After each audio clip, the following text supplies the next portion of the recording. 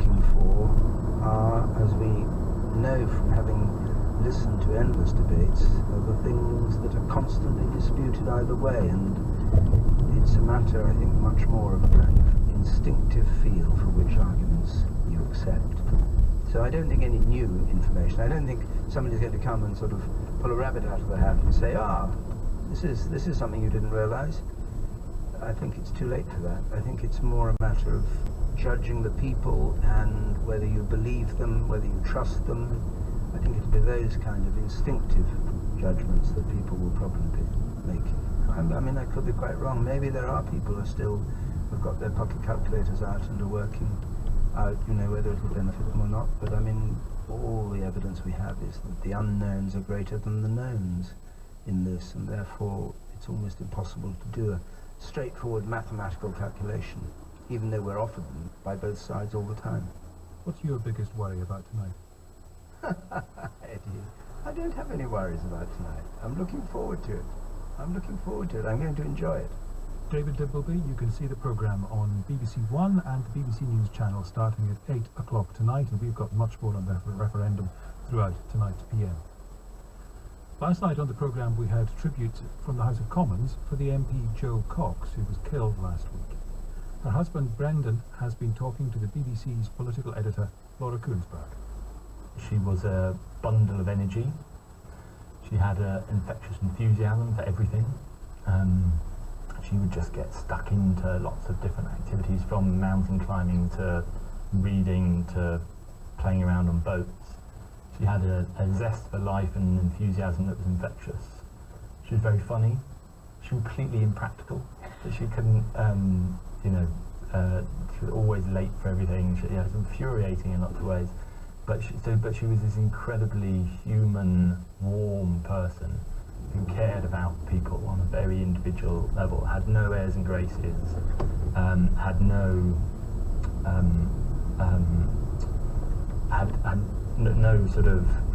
no focus on herself, very much wanted to make a difference, full of love, and just a sort of person that you would like to spend your life with. What will you tell your children about her as they grow up?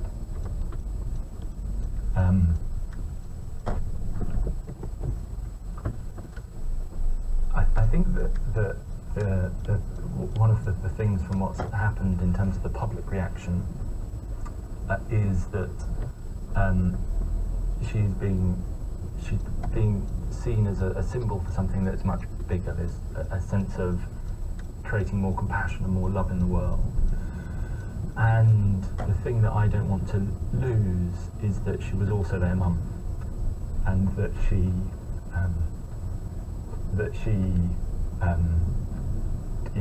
just spent so many hours and so much time playing and loving them, and all of the normal sort of human imperfections and the things that made her annoying as important as the things that made her beautiful and incredible. So I want to protect the personal memory as well as the more political memory and the symbolism that she's taken on.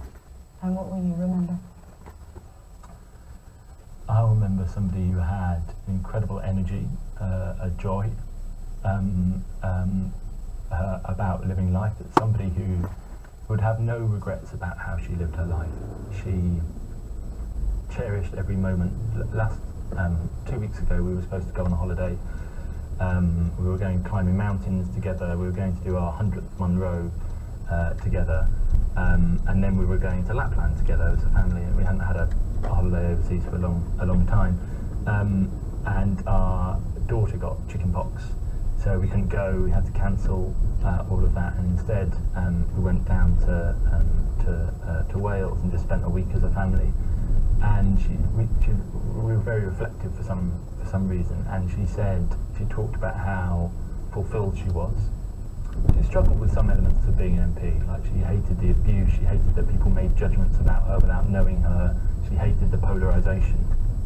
But actually she loved the job. She loved just talking to people who had issues and helping them, whether that was with their drains or whether it was about their autistic child not getting a referral. She just liked helping. Every time she did a constituency, she missed the train because because she wouldn't be taken away. She wanted to help her constituents on just a very human level. Brendan Cox talking to Laura Koonsberg about his wife Jo, who was killed last week. It's 5:16. Luke has the headlines. David Cameron has appealed to people to think of the hopes and dreams of their children and grandchildren and vote to remain in the EU, because leaving would make the country worse off. Vote Leave says the referendum is a chance to take control of the UK's destiny. The widower of the MP Jo Cox believes his wife was killed because of her political views. Brendan Cox said she was concerned that the referendum campaign was whipping up hatred. Her father has been jailed for at least 23 years for battering his 6-year-old daughter to death. Much more on that story in the next half hour. Thursday's referendum presents every eligible voter with a choice, and each voter may have many reasons for choosing Leave or Remain. For some voters in Scotland, there is an extra dimension. Here's our Scotland editor, Sarah Smith. Eddie, it is that extra dimension that makes it a bit confusing if you're a Scottish nationalist in this referendum, as many Scottish voters are these days, of course. The SNP leadership are entirely in favour of staying in the EU, but their supporters are rather more divided. Polls suggest about a third of nationalists plan to vote to leave. The arguments for exiting the EU sound so similar to what was said about Scottish independence. Let's take back control, run our own affairs, not be governed by people hundreds of miles away. You can see why it sounds tempting. And there are a couple of grassroots campaigns specifically encouraging nationalists to vote to leave. Gary Parker organises SNP Go. The basic thing for me, Sarah, is that independence is only independence if you can govern yourself and make your own rules. We can't do that when we give our sovereignty to either London or Brussels. Indie life is what SNP are putting forward, and that is where we're not governed by London, but we're governed by Brussels, in which case that they're unelected. For many nationalists, the EU will never be as important as achieving Scottish independence. That is their overriding political ambition. So, for many of them, it's very exciting when Nicola Sturgeon says that if the UK votes to leave the EU, that could trigger another... She has been sentenced to 3.5 years for perverting the course of justice. That was the cover-up for the murder, and in charge of child cruelty. And he said to Jenny Gray that such was the depth of your dependence on Ben Butler and your need to believe him, that he was able to abuse your trust and gullibility and persuade you that the deceit you were about to embark on was necessary to protect him, an innocent man, from a second round of injustice. Danny Shaw reporting. Now, Chris Mason's EU referendum desk, and as a special treat tonight, if you'd like to see the desk, you can do. Go to the BBC PM Twitter account, although I should warn you, prepare yourself for disappointment. The Chris Mason PM desk of Should the UK remain a member of the EU or leave the EU? With Chris Mason. Should I stay or should I go now? Should I stay or should I go now? So come on, let me know. Should I stay or should I go? Good evening, Wembley. Oh, blimey, am I on? Sorry about that, been wanting to do that for years. Welcome to the last big televisual shindig of this campaign. This is the SSE Arena, playing host to C6 Steve's 10 years out of the Doghouse Party, that on the 14th of October, 100% Grime on the 17th of September, Matt Goss, he of Bros, it says here, earlier that month. Oh yes, and tonight, Andrea Leadsom and Francis O'Grady, among others. This is the big BBC debate on between 8 and 10 on BBC One. I'm in the so-called spin room over the road in the Brent Civic Centre, where Wembley Library is open until 8 o'clock, in case you wondered. Anyway, what's been going on today? Good afternoon.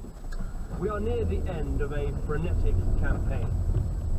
Oh, hello, Prime Minister. So you're doing the full I'm a statesman, posh wooden lectern in Downing Street type statement then? And you're saying? As you take this decision, whether to remain or leave, do think about the hopes and dreams of your children and grandchildren. They know their chances to work, to travel, to build the sort of open and successful society they want to live in rests on this outcome. And remember, they can't undo the decision we take. If we vote out, that's it. A Downing Street source told me with a very straight face that the lectern the Prime Minister stood behind was paid for by the In campaign. It wasn't from Downing Street. This is one or two questions were asked about whether Mr Cameron had broken so-called PERDA rules that stop political campaigns using the machinery of government in the run-up to polling day. Well, Steve Hilton, who used to wander around Downing Street in his socks as the Prime Minister's big thinker, is an outer. So what were his big thoughts on this? What you just saw from the Prime Minister was an admission that they've lost the economic argument, they've lost the argument on immigration, and so he's being wheeled out by rather panicky spin doctors, it seems to me, to try and change the subject. With me being at Wembley, let's talk about football. David Beckham has come out for Remain today. Here's what outer Michael Gove made of that. David Beckham has just come out saying he's voting for Remain in the EU referendum. And Michael Gove, who was leaving the studio,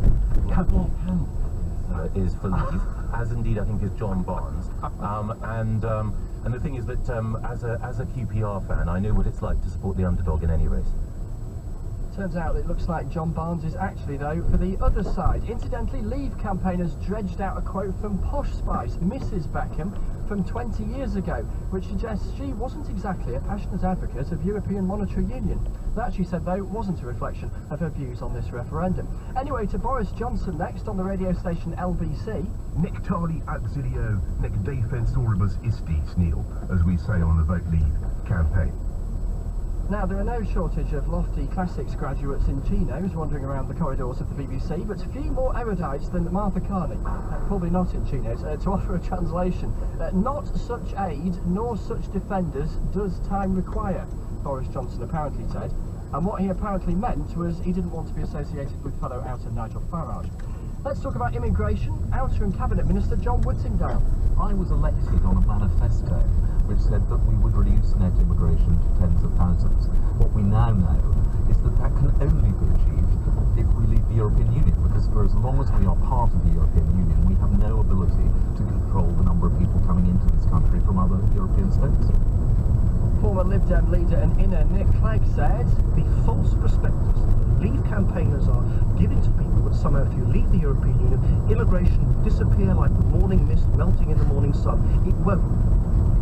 Finally tonight, let me tell you a bit about this Wembley do. It actually feels quite un-BBC-ish, quite brash and bold and risky. It's a big gig, this one, a studio or arena audience of 6,000 and a 6-strong panel. The Leave trio, the same ensemble of outers that did ITV the other day. Boris Johnson, Labour MP Geezer Stewart and Conservative Minister Andrea Leadsom. For the inners, the London Mayor, Labour's Sadiq Khan, the Scottish Conservative leader Ruth Davidson and Francis O'Grady from the Trades Union Congress. And yes, there's the inevitable Dimbleby, David and Michelle Hussein and Emily Maitlis to boot. And let me whisper this. Let me paint you a quick picture of the facial expression of the one or two BBC execs found wandering around here. Those expressions just occasionally read, whose idea was this? Should I stay or should I go? That was the Chris Mason PM desk of Should the UK remain a member of the EU or leave the EU with Chris Mason. And now to prove there will be life after the referendum. This summer, come to the world's greatest classical music festival. Tickets are now available for the BBC Proms. You can join the audience at the Royal Albert Hall. And with more than 90 concerts, there's something for everyone. From the best orchestras to the biggest bands. Whether you want drama or dancing. Dip into the BBC Proms, part of BBC Music. Tickets are now on sale. Go to bbc.co.uk/proms to find out more. Now look at the headlines. The husband of Jo Cox, the MP shot and stabbed in her West Yorkshire constituency last week, has said she'd been killed for her political views. Brendan Cox said his wife felt the referendum had whipped up worrying feelings. Questions are being asked about a judge's decision to give custody of a child back to her father, who battered her to death less than a year later. David Cameron has appealed to voters to think of future generations and back continued membership of the EU. The Leave campaign says the referendum on Thursday is a chance for the UK to regain control of its destiny. Tonight and tomorrow we'll hear a final batch of listeners' EU questions. Answering as ever, Norman Smith, our assistant political editor, and sitting in for Chris Morris, who can't be with us this week, Damien Grammaticus, who is the BBC's Europe correspondent. Adrian asks, would leaving require an Act of Parliament? And if so, what would happen if members of Parliament in good conscience refused to vote for an enabling bill to quit the EU? Here's Norman Smith. Well, the honest truth is Parliament doesn't really have much of a role in whether we leave the EU or not, because as soon as the Prime Minister triggers what is known as Article 50 of the EU Treaty, then we are on the escalator out of the European Union, and that escalator by and large takes 2 years, at the end of which, unless the other EU countries decide to give us an extended stay of execution, we are out. There is no role for Parliament in shaping our exit procedure. All Parliament can do is it could theoretically vote down any deal done by the Prime Minister with the other EU countries. So hypothetically, the Prime Minister could negotiate a deal where we're still part of the single market, or a deal where we have some limited access to Europe, and Parliament would have to ratify that, and they could vote that down. But of itself, it would not stop us from leaving the EU. So Parliament could reject any deal reached by the Prime Minister, but Parliament could not stop us leaving the EU once the Prime Minister had triggered Article 50. Now, it's quite possible that the Prime Minister might want to involve Parliament. He might seek the authority and the approval of Parliament to increase his bargaining position with other voices. EU Some countries. want a federal Europe, some don't want a federal Europe, some want powers returned to national governments, and that is an ongoing and live debate. Dr. Stephen Dearden asks, can we gain any useful knowledge of the implications of exit in the experience of Greenland? Norman Smith again. Well, let's start with a little bit of a history lesson. Greenland left what was then the European Economic Community, the snappily titled EEC, back in 1982. And it took them 3 years to negotiate their way out, so they finally left in 1985. What do we learn from Greenland? Well, I think the first thing, and the most obvious thing we learn, is that it's possible. You can leave what is now the EU, because it has been done. That said, we are not Greenland, and things have got an awful lot more complicated than then. Obviously, we are a much, much bigger country.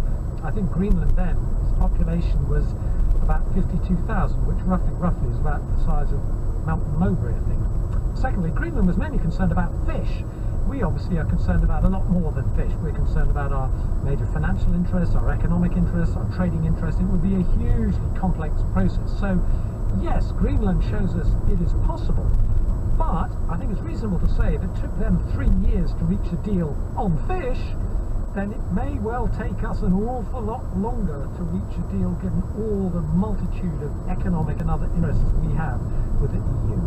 Norman Smith with Damien Grammaticus, a final set of questions from our listeners answered in tomorrow's programme, which will be dominated by the referendum, where we'll talk at great length about the two biggest issues, immigration and the economy. That's tomorrow from 5. It may be you made up your mind about the EU months ago, years ago, or perhaps you're still undecided. Some people are leaving it late. Conservative politicians like Sarah Wollaston and Baroness Varsi have only recently decided to go with Remain. A month ago on Paddy O'Connell's Broadcasting House with Paddy O'Connell, Paddy heard from 2 undecided people. Former RAF navigator John Nicholl, who's now a military historian, and Charlotte Leslie, Conservative MP for Bristol North West. Here's what they told us then. Those of us who are undecided are sometimes treated as though we're stupid. For those of us who aren't politicians, my sense is that we will wait until we go into the polling booth on the 23rd June. I have no sense about which way that cross will go. I think my swaying one way and then the other actually reflects, I think, the way in which people might make this decision. And it might be based on temperament. And I think the more certain that celebrities and politicians sound about their personal view, I actually think the more it turns off people like me, because you think, I'm not sure it's that simple. So about a month has passed. Let me just quickly go to both of you. John Nicholl, have you made a decision yet? I haven't. I have my postal vote, and it remains, well, in actual fact, there's a couple of pencil marks on it, where I've almost put a cross in one of the boxes, and I've changed my mind both ways. But no, I haven't, and I am genuinely worried. I've never